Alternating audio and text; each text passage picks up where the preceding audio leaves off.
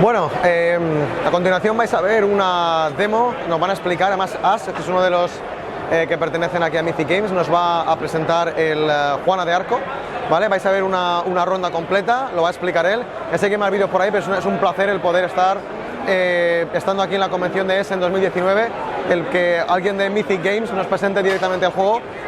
Vamos a jugar en modo batalla, no modo historia, y vamos a jugar una única ronda en la que podéis ver pues cómo son las reglas, cómo se juega y la batalla entre dos de los ejércitos, ¿vale? Uno sé que son los otomanos y los otros, perdonad, pero ahora mismo no recuerdo cuáles son, ¿vale? Así que espero que lo disfrutéis.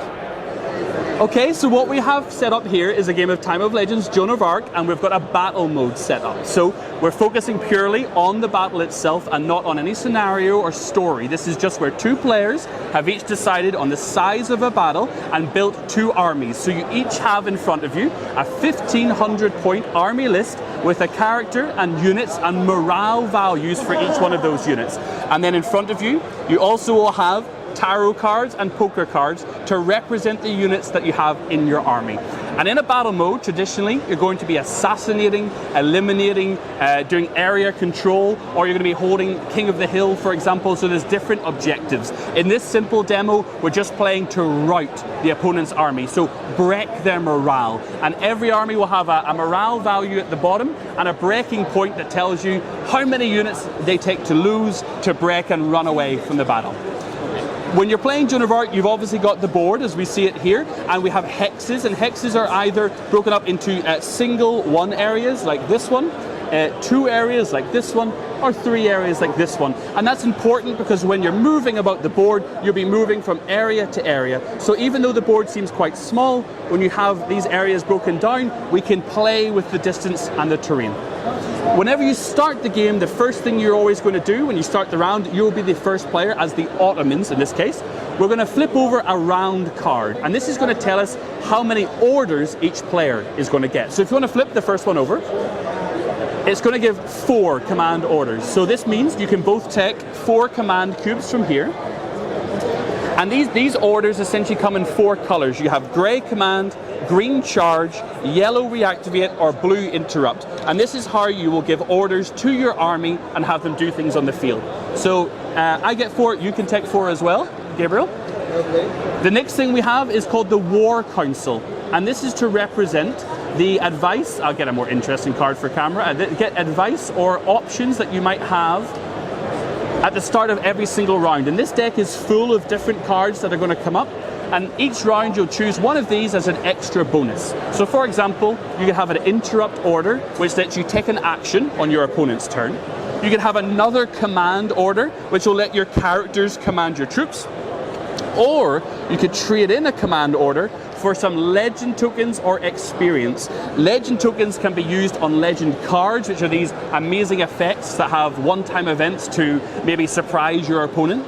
And experience can be used to level up your characters so they can actually go from being level 1 and they can flip over to a new side, get new health, new abilities, new stats.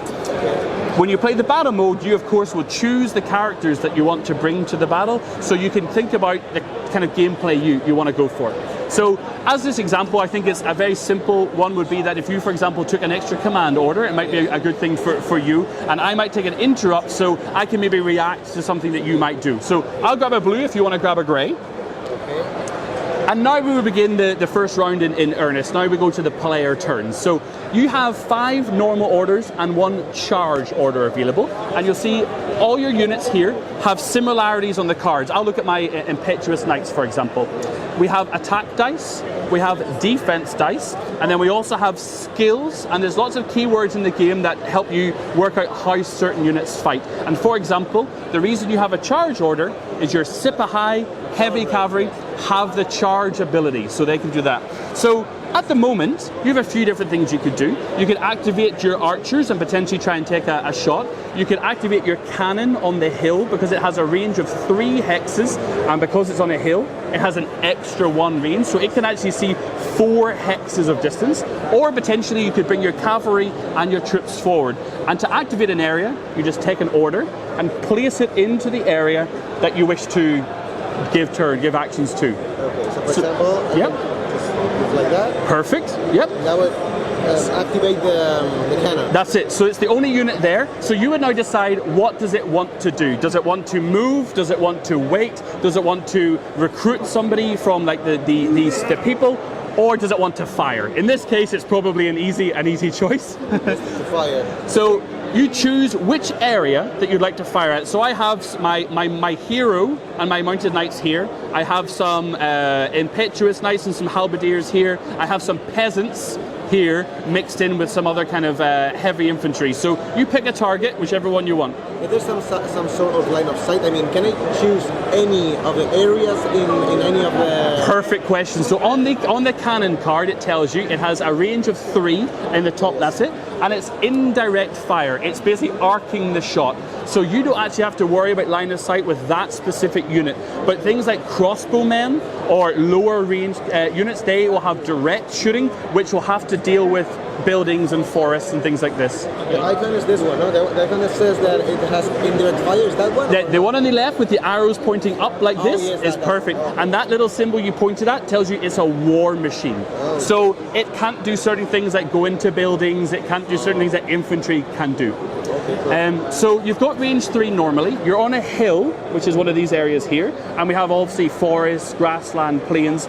So you've got range 4 because of the hill. So essentially you can choose any one of the areas pretty much to target. So what do you want to go after? My hero, my peasants, my elite infantry, or you can maybe go for some... A single unit is always easier to kill, and I'll explain why in a second. So for example, I can try to kill this one? Yep. Not all so you target the whole area.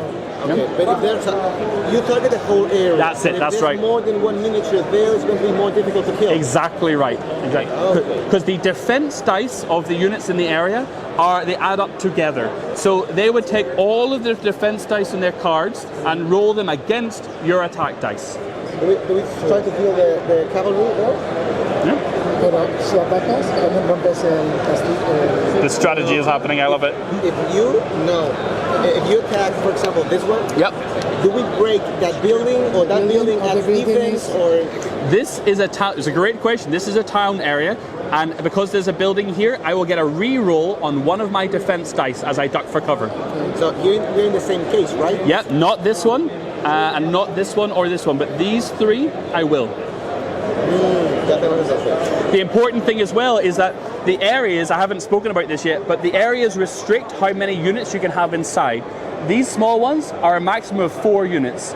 If you have a tree, that would actually reduce it by 1. These ones are 6 units per area, and then the large ones are 8 units per area. So you're restricted to how you move your units by the areas. When you say units, it's the base or? The base. The base. That's it. So this is 2 units, 1 and 2. And this would be 3, 2, 2, 1, 1. Perfect, okay. So who you want to go for? The hero, no, but it's going to add its defense. Yep. The hero and the 2... So I'll let you, so there are 4... There are 4 types of dice in the game. There are white, there are red, there are yellow, and there are black, and there's a specific reason for this. The black dice represent heavy armor units, so you'll see that my knights are heavily armored. They roll 1 black dice on defense. Wow. The reds are highly offensive, highly damaging, so your cannon rolls reds on attack. Your archers, however, they roll yellows, and that's because yellows, their symbols, their custom dice, don't have any way to kill. Because our archers and bowmen in the medieval times, 100 Years' War, didn't really kill outright. They normally wounded, and then people would die later from their injuries. And then the white dice, tend to be our generic dice that you see on the likes of peasants and less military equipped units. So if you attack my hero or my mounted knights, they're going to have black dice. If you aim for things like peasants, they're going to be less well defended. So there's a lot of strategy. Every unit is very customized. I think I'm going to try to kill that one. Awesome, this guy on his own. So you grab 2 red dice. Sergio, if you want to give over some red. Okay, go with it. And we're rolling 2 because it says 2 reds, and if you had 2 cannons, it would be 4 reds. 3 cannons would be 6 reds. Just adds up. That's very, very unlucky. So the red dice has 1 shield on it, and only one, and the rest of it is kills and disrupts. So it's Snake eyes. This is basically snake eyes. Yeah. no damage at all.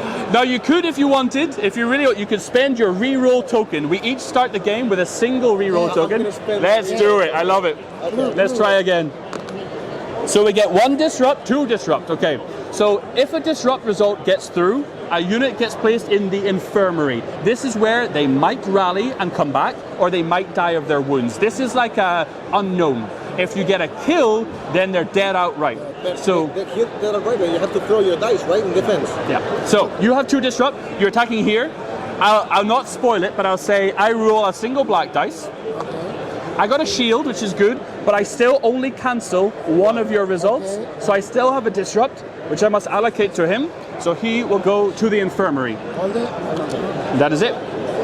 Now it continues to be your turn. You continue doing as many orders as you want until you say I am done. And if you want, you can stop early and you can save up to 3 orders of each type.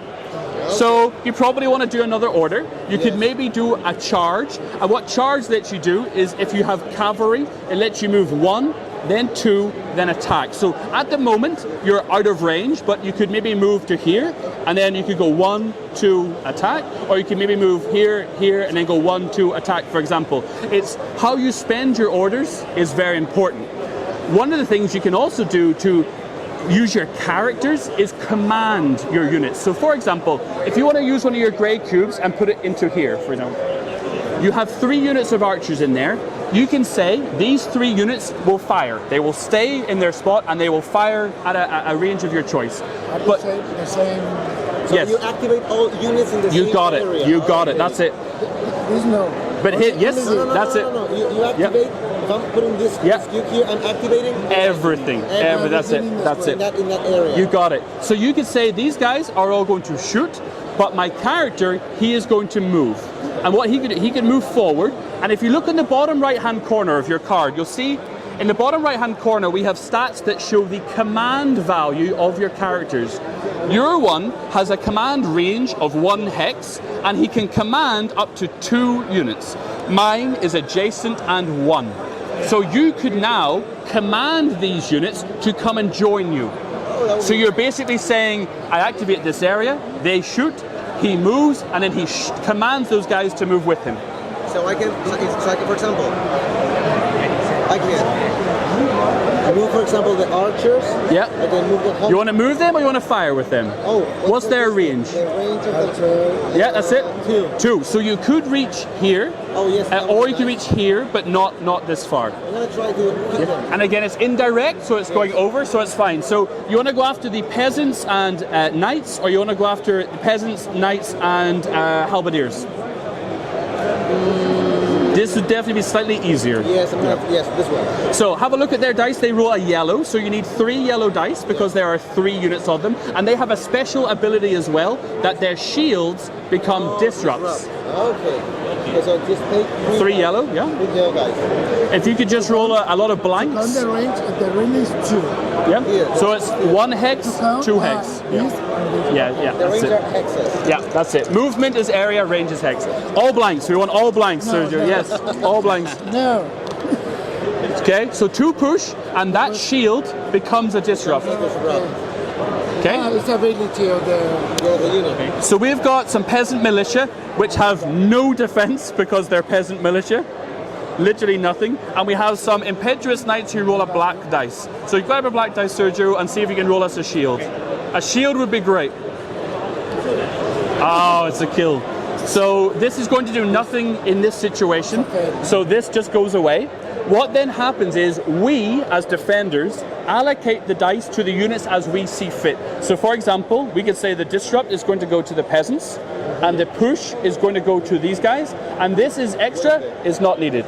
So the disrupt would disrupt the peasants, and the push, even though I decided who gets pushed, you decide where they go. So they can get pushed to here, here, or here, one area. And this is very good for splitting up people's forces, because if you have clumps of units like this, they roll a lot of dice. So pushing helps you split the forces, you know?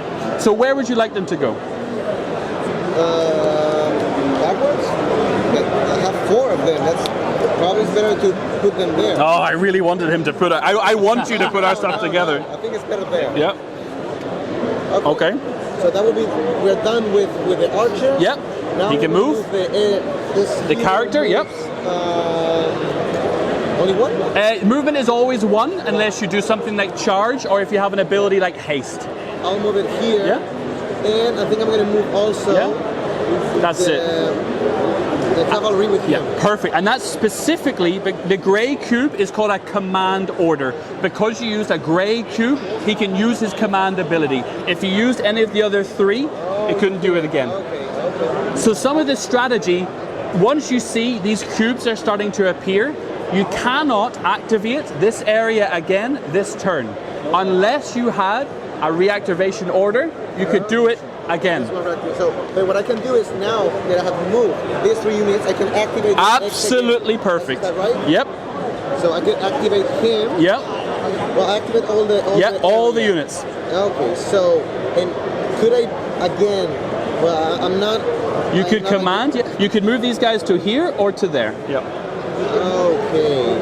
So he's bringing the troops with him. Characters are very important for this. That would be nice. Yeah. We could charge. I mean, cavalry. Is this one? Yeah. Yes. So they can charge, which means they can move 2 areas and then attack. So they're still go 1, 2, and then attack. So they're still 1 away. So from here they can charge. So we're in the same, exactly the same situation as before. Yeah. So you can move forward 1, absolutely. Okay, so I can move, for example, with the order. I can move this guy. No, they can move automatically. Yeah, because you. And I can also move these guys. Yeah. I can bring them together. To here or to here, because this is not adjacent, so it's on the sides. Okay, on the so sides. I can move them Absolutely. And then he can move as well. And I can move him with cavalry. Okay. Yeah. That would be nice. Now, when you finish that order, we're going to have some fun, because I can see what's coming. I'm going to play an interrupt order. So I'll spend my blue order, and I'm going to play it into this area. And what I'm basically going to do is I'm going to take this opportunity to guard myself and add more units into this area. And importantly, what I've done is I've put 2 units in. So I put 1 unit of knights and 1 unit of halberdiers that both have retaliation. And retaliation means, you know the way we rolled a kill before? It did nothing. Yes. When you do it with retaliation, you're fighting back, you hit back with this. Nice. So if you want to fight now, we're going to have a big fight. And this is an order that I placed here, and then once that's done, I remove it, and it goes back to your turn again. One question. Yes. Haste, what does haste mean? Haste means you can move, essentially, in that case, haste 2 is 2 spaces. They're basically running. Okay, are we going to see the charge, or have I put you up it now? Why doesn't use a great token to move this? Because I use the ability of the command of my That's it. elite unit to move it. Wow. So Now this game is the smallest type of battle you can play. 1500 is the smallest, then it goes 2500 and then 4000. And this is only tactical, so we only have historical units, and we play with a deck of cards that is only historical, but we also have fantasy as well with the devil, the dragon, all the angels and all this stuff. So you choose to play either historical armies or fantasy mythical armies. Okay. And what happens if we don't use this? No, You save them, and next turn you have them. Okay. Yep. Well, I think I'm going to move these guys over here. So you'll put it. Oh, these guys? Yes. Yep. No, sorry, forgive me. Yep. This one. This Perfect. guy's Yep. here. Perfect. And what does this token mean? That is your rally point. So these units, if they come back, if they roll a rally, they will join back here. Okay. Is a cool thing about your character, he actually has an ability called rally. So you see haste 2 and then it says rally. Yes. He actually acts as a rally point. So if your guys come back, they can join him immediately. Oh, that's nice. The Ottomans were very mobile, very fast, so this is to give that feeling. This is the new army that you are in Kickstarter, right? Well, we actually had, the Ottomans were from the original, the Teutonic Knights, so the brand new one, yeah. So we have the Teutonics, and we have the Polish and the Lithuanians as well, and then the Pagans as well in the new Kickstarter. Yeah. Okay, perfect. So, okay, let's move these guys together here. They barely... So they'll have to go here first. Oh. Because it's not connected. Yes. Yep. But they move 2 or 1? They have, do they have haste? This one? This one's half? What do they have? Yes, haste 2. Is that... Oh, sugar. Oh no, yes, then they can. Oh, God. The Ottomans are so fast. Oh. So that's it. 4 is the maximum you can get in a small area. Maximum limit. That is the limit of this one. Because this is a small area. Yep. Medium areas have up to 6, Yep. and the big ones have to 8. That's it. You got it. I think we're done. Oh, you're gonna stop there? I think I'm gonna stop here. Oh. Vamos a insultar. Vamos a insultarle. I'm gonna say swear words to them. Come fight us. Okay, we're done. Okay. And that's just, so now I can save this dice, right? Ask. You save them all down? Perfect. We take all of these away, so these ones just go. And it's over to our turn. Now, we know that they have no interrupt orders, so we are essentially free to kind of do what we think is best. Do you have any thoughts on what you'd like to do? I mean, these guys are annoying, but they're not very strong, so we could potentially try and take them out. But because of this area, the maximum units we could get is 4. Or we could maybe group our cavalry and head round and try and take out the cannon. Or we could take our peasants to this blacksmith. And there are always civilians in the game. So this blacksmith actually says any peasants in his area get +1 yellow dice on defense. So we could actually recruit the blacksmith and bring him to our peasants, and he will arm them. Whoa. So he will give them some defense. Not a lot, but if we wanted to wait for the Ottomans to come, if we wanted to kind of hold back, that might be a good thing. If we wanted to charge round or charge middle, okay, I think we'll just get aggressive, will we? We'll roll some dice. Okay. Sergio's not as aggressive as I am, so I'm going to get aggressive. I'm going to say we're doing it. Fine. So I can put 6 guys here, but only 4 here. So there's no point in me getting more units. So I'm just going to go ahead and place an order here. Our hero has an ability to command 1 adjacent area, 1 unit. So I'm going to command, before I move, this adjacent area. I'm going to tell this unit to join here. But importantly, they can't benefit from this. So I will carry on, and these guys will simply stay behind and benefit from defending my rally point, which I'm okay with, because these units might come back and join up. You have no interrupts, so I'm just going to continue. I'm going to activate here. And we're literally going to meet. Now, I'm not going to make this choice, Sergio. You want to kill the kind of weak infantry, or you want to go after the heavy units and the character? Heavy? You want to go after heavy? I'll give you one more piece of information just before you decide. These 2 units have retaliation, which means whatever they roll in defense, they will hit us. But if we kill these units or this character, we will probably win. If we don't, we'll probably take a lot of losses. So this is easy, this is hard, but this is more important. Your choice. Hard way. Hard way. We don't have retaliation, or we don't have. Oh, no, oh my god, they don't have retaliation. They're not the units I thought they were. It's fine, this is great. Okay. We're going after the hero. It's time to get out. So our mounted hero rolls 2 red dice, so we need 2 red. I should put an order in here, of course. So let's put an order actually in this area. Okay. So 2 red. We've got some halberdiers which roll white dice. And they also get an extra white dice against infantry. And he is an infantry, so give us 2 white dice as well. Okay. And then we've got our mounted knights. They roll a red and a black. Now, that red and black we're going to keep separate, because you'll see they actually have an ability. These knights are good at pushing people away. Any shields they roll will become pushes. So I'll actually roll those 2 separate. And then we have some knights. They have 2 reds, so 2 more reds. All right, Sergio, it's all you. You got to roll this. So this is our character, our halberdiers, and our knights. Give this a roll. You roll all of the dice at the same time. I'm rolling this one separately because they have an ability that their shields change, so they're getting rolled as a separate thing. So roll those. I'll roll these. So that shield becomes a push. There isn't actually a push on this dice, so I just need to grab a different symbol. There we go. And yep. That's not bad. Yeah, that's pretty good. So what we have is, so that's gone. 1 kill, 3 disrupts, and 2 pushes. So get the defense of all of your units. So he's got a black, I think. So he has a black dice here. Yep. So 1 black one. And the cavalry have a white. So 2 white dice. Oh, we might get them. We might get them. Okay. No shields. No shields. No shields. So we get one shield. Okay. Only one. Okay, so the shield will block the kill Okay. because it's the most threatening thing, so that goes. And we get left with this. Now you must give one dice to everybody, so because we have 3 disrupts, we basically go 1, 2, 3. But thankfully, you'll see that your character has 2 wounds in the bottom left. He is number 2. Defending, yes, the disrupt symbol. Yeah. Converting to push. When defending or attacking, is that? Defending. When defending. Oh, okay. Oh, so actually, basically, what will happen is I will just push you a lot. Is basically what will happen. So he doesn't have retaliate. Yeah. So essentially, these are all going to be pushes. So actually, all of your guys are just going to be pushed. Okay. That's absolutely fine because you blocked the kill. You stopped the kill. So I think we push him here. We push these guys out of the way. Wow. And then because we've pushed you away, we can do what's called a follow-up. And do you know what? I'm going to wrap up this video by trying to kill your character. I'm going to do this. I'm going to put them all into here.